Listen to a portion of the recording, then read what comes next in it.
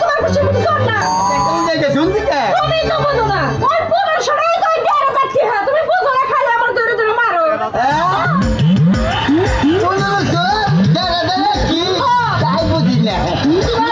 আমার মারলা মাটিটা কি হয়েছে